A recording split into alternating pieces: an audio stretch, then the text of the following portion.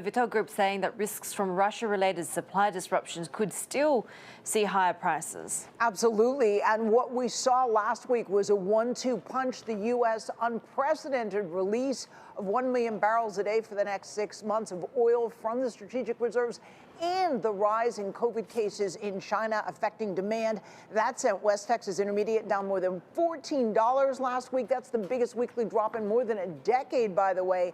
And we're seeing pressure on futures continue as Asia trading gets underway. We're now just below the $99 mark. Similar drop in Brent crude, which took a huge hit. At one point, Brent crude was up above $140.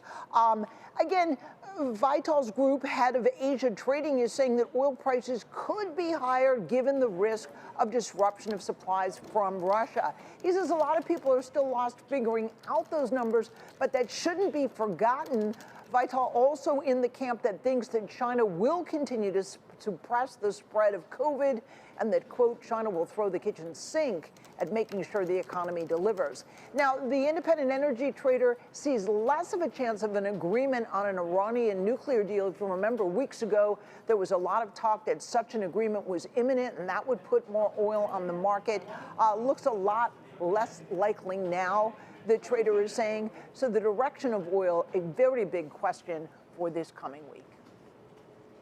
And Sue, plans by European nations to wean themselves from dependence on Russian natural gas have hit a big snag. What's this about? Yeah, the big snag is the price of the raw materials. The European timetable to wean itself from dependence on Russia's energy, very aggressive and very detailed. But one thing they didn't take into account was the surge in the very raw materials they need to build pipelines and LNG terminals, as you know, and you can see jumping into the Bloomberg, steel, copper, aluminum, all part of the commodity set that hit records in the past 12 months.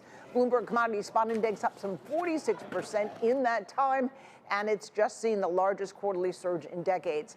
Now, the spike in price is slowing the plans that the EU had sort of put in place. One was short-term to build up the flow of LNG, and the longer term to build out renewable resources by 2030.